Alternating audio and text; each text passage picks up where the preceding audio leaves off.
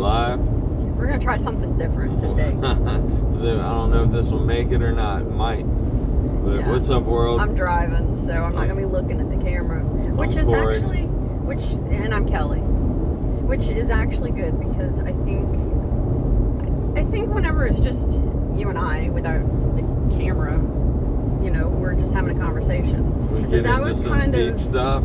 that was kind of my thought about we can just talk and not even. Yeah. And maybe if I'm looking at the road, I won't even remember that was there. But we were just talking about.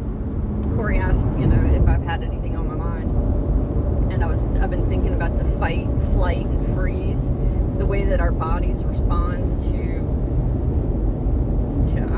events, things that happen to us. Adrenaline, all the things, fight, flight. I mentioned that's, as we all know, that's caveman mentality. Well, you just talk to me instead of talking to that because that makes me nervous. Like, I was but just if looking we at the just street. have a conversation. I was just looking at the street like we're going down the road, like I would on any normal day. You want me to talk to you like this? Yeah, Hey. talk to me. Hey. That's. I don't talk to you like that whenever we're talking. I'm just gonna talk to you. No, I know. Fight and flight. I mean, it's either you kill the lion or the lion kills you. But today, in today's world, somebody slams on their brake, it's fight or flight. I'm either going to ignore it and I'm going to run into the back of these people, or I'm going to slam on my brakes, or just coming into contact with people, differences of opinions.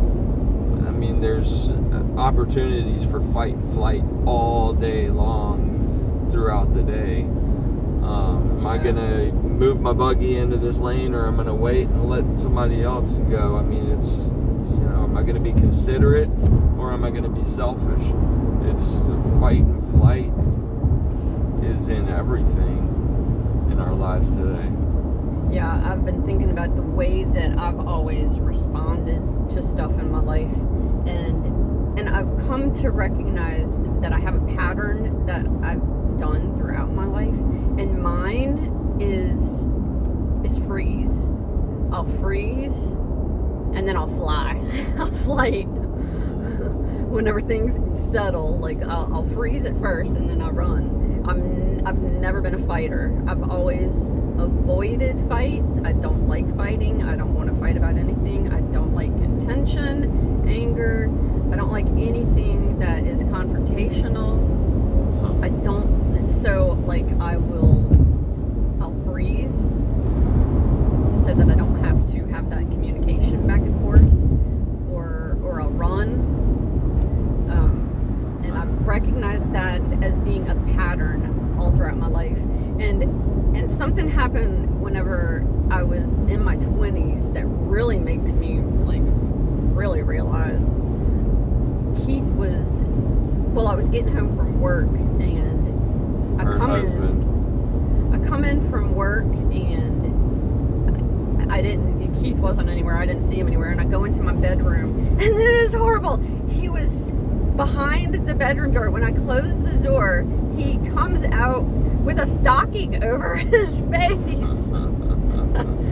to scare me, and I literally dropped to my knees. I did not fight. I didn't run. I froze. I literally froze, and I dropped to my knees, and it scared me to death. And I was like, man, if something ever happens in my life, I don't want to just drop. That's so funny. I lived my whole childhood that way with Bruce around. He loved sneaking up and scaring the mess out of me. There was no time where I was at peace.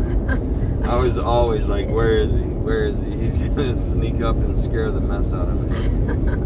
But fight and flight, when you were talking, something I realized, I don't know how to define this. If it's like a pretend like I'm flying and I'm really fighting, the passive aggressive behavior. Oh, yeah. I'm acting like I'm in flight mode, but in all reality, I'm in fight mode. Now that's Well, how are you in fight because I'm putting out an energy that's fighting. I'm being passive aggressive. Yeah. I'm actually fighting while acting like I'm flighting. Yeah. You know, it's yeah, I've been that way as well. And I think being passive aggressive is also a side effect of mental illness. I just don't want to. My brain's telling me go, but I still want to engage. I still want to, even if my spirit's telling me be a peacemaker, I'm still going to throw in that insult or throw in that chop or say something that's offensive. Because that's all mental illness is selfishness. Everything is about me. Everything is about what can I get. Everything is about how can I get what I want. How can I manipulate the situation. I need. How can I get love, which I didn't even know what love was. How can I get what I want out of any situation? And fight, flight, the passive aggressive mentality is so manipulative. Oh yeah, it's very. And I've been that way my whole life. Yeah, and it just really little snide remarks. And it is a way to cut people down and to just keep people submissive to me or whatever. I don't know. It's very sick. It's so sad that I would take advantage of anybody in any way to make myself to have control over anybody, or to have that feeling, to want that feeling of control over anybody. That's not what life's about. Yeah, and it is so much mental illness, like you said. It's not having the skills to communicate truly. I mean, it's like a communication thing too, I think. Anyway, fight and flight's interesting. Something I was thinking about last night is I think on here I've talked enough about my past, and what drugs have done to my life, and what mental illness has done to my life, and I'm sure it'll come up. I'm sure that it'll be part of the conversation because it has played such a huge role in my life. But I'm done talking about it. I'm done thinking about it. I'll still go to some 12-step programs and participate and celebrate certain milestones in my recovery, but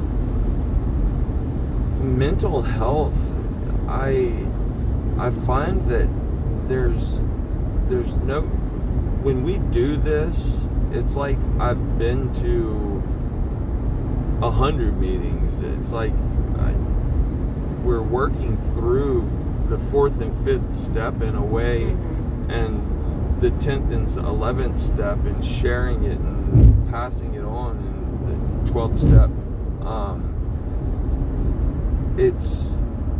It's so therapeutic and so healthy that I just, like I said, I'm still going. I've got a home group that I go to that I just love the people, and I want to carry the message forward that people don't have to suffer the way that I suffered, and I can share my experience. But that part of my life, I just don't feel like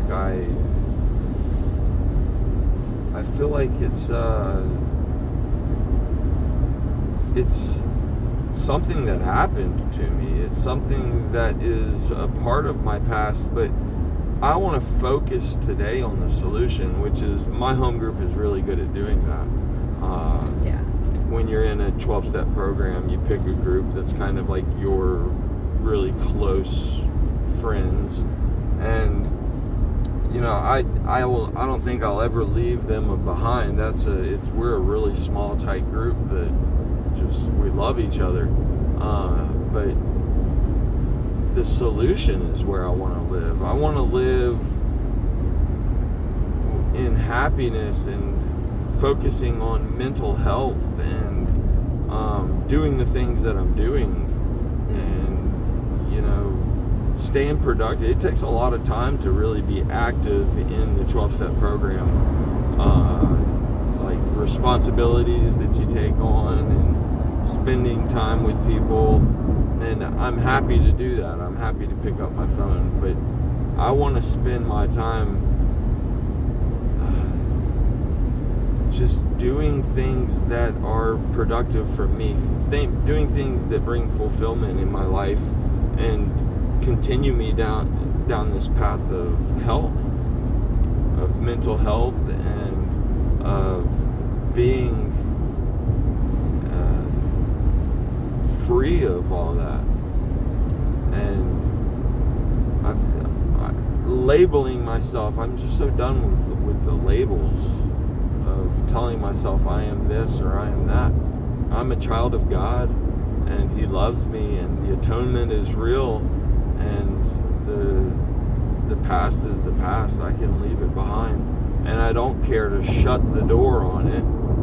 I'm still open to talking about it, but I don't need to live there. Right, and I don't either. Yeah. And I feel like it's really, I've become so disconnected from it because I recognize that it's just a story of a version of myself that I just did not, I did the best that I could with what I understood.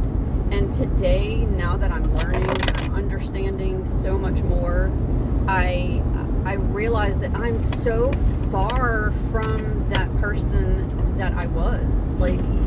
And so I'm definitely more focused on becoming and where I am and moving forward than looking in the past. However, I am still early in this recovery journey and in this healing journey that, like yesterday, I recognized the reason that the fight, flight, freeze thing was coming up is because I was recognizing things from my own childhood that created that response within me. And so as I'm healing and letting go of the things that have created these patterns within me and that's created these behaviors that have kept me sick, like I'm letting go of all those things, but I have to face it. I have to accept it, and I have to recognize it so that I can learn from it and do something different. Now, I'm not stuck in it like I have been in the past. I'm not wallowing or getting depressed because of it or anything like that. It's more of just a recognition. Like yesterday, I came to really understand that when I was 5 years old, I had an experience where a grown adult, something happened sexually to me. And so as a 5-year-old, what does a 5-year-old do? I mean, what can you do whenever someone is doing that? It's like you completely freeze. And so that put a freeze within me and so much fear. I mean, if you think about a little 5-year-old child and you think about a grown adult, how frightening that would be. My entire feeling of safety, security, vulnerability, like that, it froze so much into my body. And so that was a huge trauma for a little child. And that created, at that moment, I recognized it created within me this behavior, this survival, this thing that has repeated itself throughout my life. Every time a difficult situation would come about that I would have to face, I would freeze. And so it's an awesome thing to be able to look at my little 5-year-old person, and to remember what that felt like, to not get stuck in it and be like, oh, poor me. But no, I mean, it's not about that. It's about looking at our life, our situation, what has created that behavior within me, and recognize that I don't have to have that behavior anymore, because today I have safety. I have security. I have the things. I have trust in God. I'm learning the skills today to change that pattern and that behavior. And so it's important not to live back there in the past, but to recognize it, to understand it, and to learn from it, and to move forward, so that whenever triggery things happen to me, and I have that immediate, I want to freeze or I want to fly away, that I can stop and be like, okay, this is just a pattern within me that I want to do differently, because it's not healthy to have those behaviors.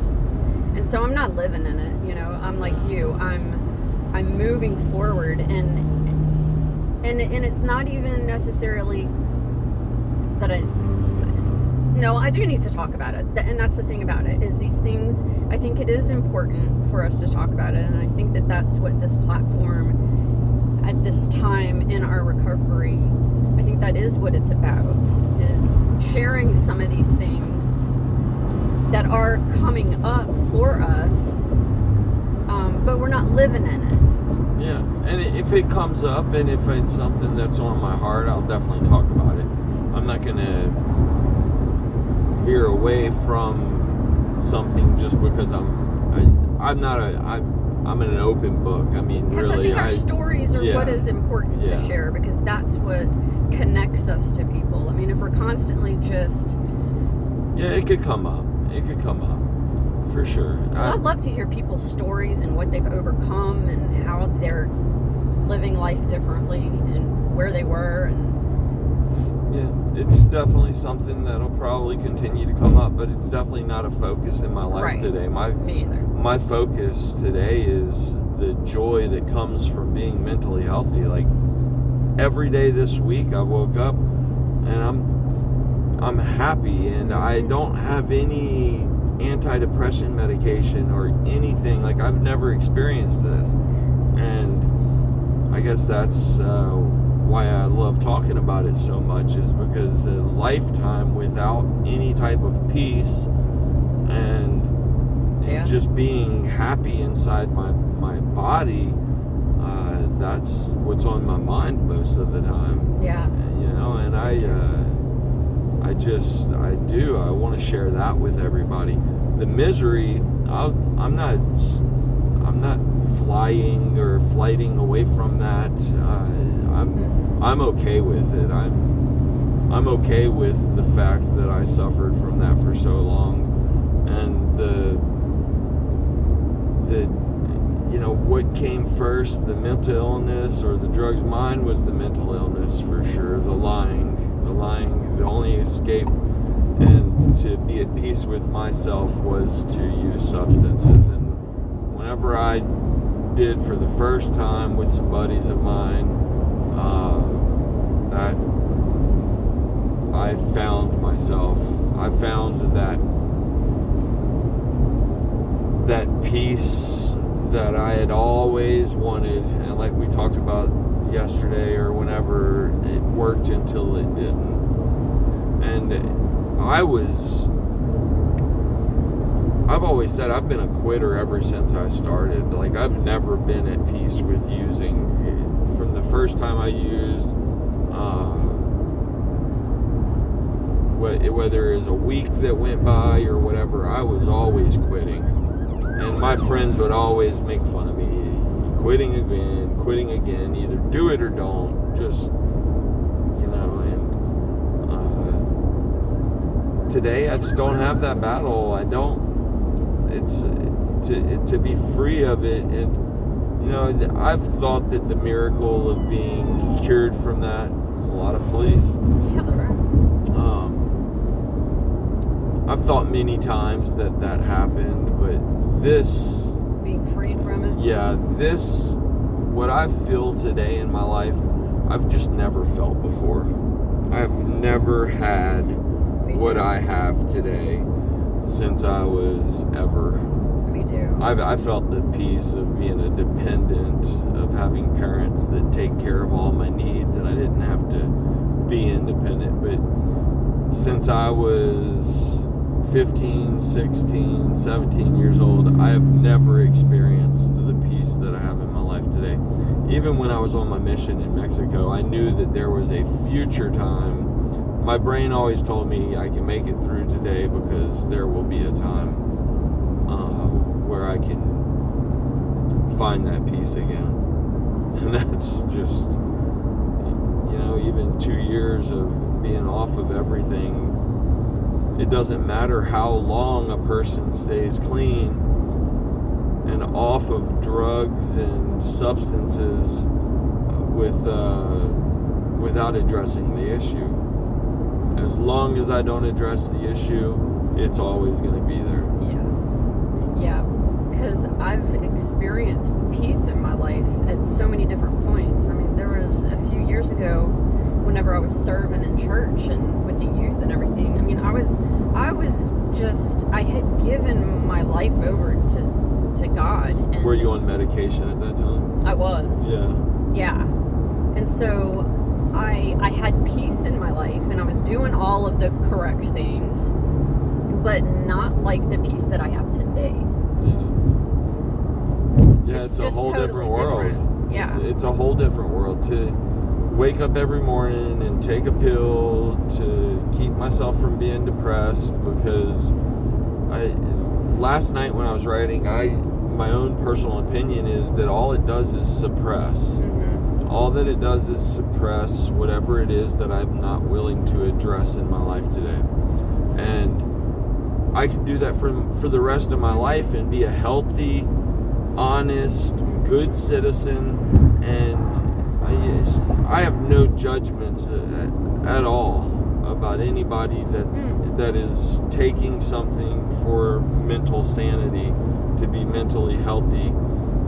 But I truly believe that nobody has to be on that if they're willing to face the traumas that have happened in their life, whether it was their fault or not. They have to be faced, they have to be talked with somebody, an ecclesiastic leader, a sibling, a sponsor, whatever it may be. It has to be talked about. If you're gonna get over it, you have to let it out. Yeah. That's the only way. And there's so many things that I've never experienced that I'm just so grateful for. I've said that before, like any type of sexual molestation or being around murder and there's a lot of things that I've just never been around that I'm very grateful for. But the things that I have been around are just as traumatic as things that other people have experienced. And if I keep them to myself and I keep them bottled up, I'm never going to be at peace. And just over the last 4 months and just being at peace with who I was and saying, I don't care if the whole world knows, it's just completely freed me of it. And it has absolutely no hold on me anymore. Yeah, me too. A lot of things. I mean, I've still got stuff that I need to voice and get out of me. But I mean, the major things that I've always carried within me, I have been. I've been doing that on here, and it's so freeing. Some of those things that I need to address, I don't need to address on here. Right. Exactly. It's a matter of the opportunity of the person. Right. Exactly. Happening to cross across them, and yes. Some wrong that I did to somebody that in God's time that will happen. Yes. So I'm willing to face anybody and express my part and my sorrow for what has happened, but it's just not necessary on here because it's not just about me, it's about them too. Yeah. So there are subjects that just aren't it's just not appropriate to put out because it's not about me. Right. So there are a lot of things and people that I need to make those amends to, and like I said yesterday, the living amends and just doing it, and those things will work themselves out, but I am at complete peace with them because of my willingness. I am completely open to sharing it with that person, with those people, whenever I come across them. Yeah. You know, so that's it's a peace I feel every day. I mean, I woke up this morning and I just had a feeling of complete wholeness, like I said yesterday. Just this well-being that exists in my life. And why have I never had that before? Because a person that lies does not have that. It's that simple. If you lie about anything, you know, like I was mentioning to one of my kids, I would lie about, no, it's a good friend of mine. I'd lie whenever COVID started. I'd lie about going to work whenever I was just going to play disc golf. Why? Because I've got this perfectionist thing where I should always be working, I should always be engaged, but I need to work on myself too. I need to have hobbies and friends and people that I spend my time with, and which I really, those people today are my kids. I want to take my kids to play disc golf. I want to spend time with them, and every second that I have with them is just, I love it, you know, because I'm present and I'm there and I'm completely mentally with them, and they can feel the difference. I know they can. Yeah, there's something that I've done personally for my own life is, you know, I've always, throughout my life, I've always just put everybody else kind of ahead of myself and even my family. Especially with like church and things, like I would always, that was like number one a lot of times. And that was your codependency. Oh, absolutely. I mean, you weren't doing this out of your love. You were doing this out of because of what can I feel good about it. And what was expected of me, and what I felt like this is my worth comes from. Yeah, when you said that the other day, that was my thought. It's not like you were being this selfless, Christ-like person. You were doing it because codependency. Right. And I mean, and I don't want to say that I do have love in my heart, and I do a lot from that place, but absolutely 100% codependent and feeling like I need to be doing that. Yeah, absolutely. I thought I was getting off here. But I've recognized over the past couple years that is what I've done, and I have not put my priorities in the correct order. And so I was like, first and foremost is me and God. I mean, I've got to take care of myself. I've got to stop with this craziness in my life. And then it's my husband. I mean, I've never honestly, truly put him first in my life. That's awesome. And then my children. You know, I've always put so many other things ahead, and I hate to even admit that. I hate to even say it, but it's true. Like, I've put everything else above my family. And so over the past year and a half, 2 years, maybe 3 years, because time has just been really weird, I've put them first. And so I've had to pretty much, not that I've cut everybody out of my life, but I've just put more focus and more of my time and thought into my family. And they are what is most important. And into God. Is your family. I mean, when you put your trust in God and focus on God, then you want to take care of the things that are most important to God, which is our family. And so it's like when my kids want to do something, like absolutely. If my kid, my adult children who are 20, almost 25 and 22, you know, when they text me and they message, they want to do something with me, I'm like, absolutely, you know, I want to do stuff. And I'm present today, and I remember stuff a little better than I have in the past, because I'm present for it. Yeah. I tell my kids all the time, anytime You pick the day, you pick the evening, and I will clear it for you, because that is my number one priority. Yeah. You know, I can rearrange my schedule around them, because 19-year-old, 16-year-old, they've got their own life, they've got their boyfriends or their friends and work and school and sports and everything, so dad kind of gets put on the back burner, you know. But I leave it up to them at any time.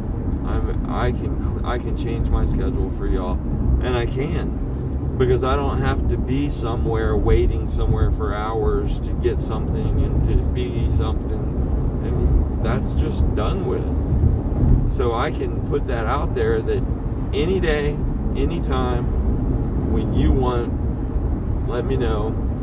And it's awesome, because I can trust in myself to, if I get that call, I can be there. Mm-hmm. I don't have to worry about make up an excuse for why I can't, because they don't need to see me like this. Mm-hmm. Any day, Mm-hmm. I'm completely available, and it's a whole different world. Freeing. So Yeah. free, so peaceful. And you know, I can call them any night, 10 o'clock at night, and get on the phone and FaceTime with them, and I don't have to worry about anything. You know, Yeah. I can talk to them at any time, and I love it. I've never thought of that, but that would just be so awesome. Yeah. Because before you'd be Yeah. having to make excuses or Yeah. not answer. Not answer for a week when my kids need me. I'll text them or whatever. You know, they just want to see my face. They want to hug. They want to be present. And it's a whole different world. I love mental health. Mm-hmm, me too. I love being available and being present and being at peace with where I'm at. You know, it's just great. It's a whole different experience, and that's why when we were talking about polarity, I mean, my common normal day without the chaos and drama and the chasing and seeking and all, just a normal day when I don't have anything to do, I'm at complete peace, and I can just sit with myself, and I don't have to run from myself. And I was also thinking, you know, they always say the worst place for an addict is in their head. The last place an addict wants to be is in their head, because that's our greatest enemy. But today, I love being in my head. Mm-hmm. I can hang out up here. I love being with myself, and I love the thoughts that I have, and I write them down, and I'm good being with me. Mm-hmm. And being in here. I'm okay in there, because I'm mentally healthy. And a mentally ill person, the last place you want to be is in your head. Yeah. You know? That's very true. So if you're thinking and you're in your head, call somebody so you can get out of your head. But I still call people, and I still like to talk to people. I But, don't. yeah. I still have a difficult time with that for some reason. I'm not sure what. I'm good with it. Like yesterday, I talked with a buddy of mine, Rich, for 20 minutes, and it was a great conversation. People call me today, my friends, and I can't remember the last time I declined a call just because I didn't want to talk. Oh, that's awesome. Yeah, it's been months, you know, and I'm not there yet. it is. I love it. But I've never liked talking on the phone. Have you liked talking on the phone? I do. Previously, yeah. Well, no, not with just anybody. Yeah. But with people that I love, I can sit on the phone and talk with them, and I'm good. But before, it was like, no, I've got other things on my mind, but it was just self-absorbed. It was about me, you know. So, life is good. It really is. We're in Baton Rouge. It's a beautiful day. Hopefully we can share this one. Hopefully it's not too loud. Yeah. With all the traffic and We'll trucks see. and But road noise. if not, it was good to talk.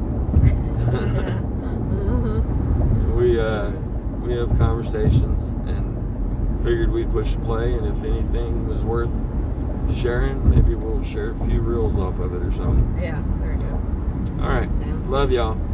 Bye.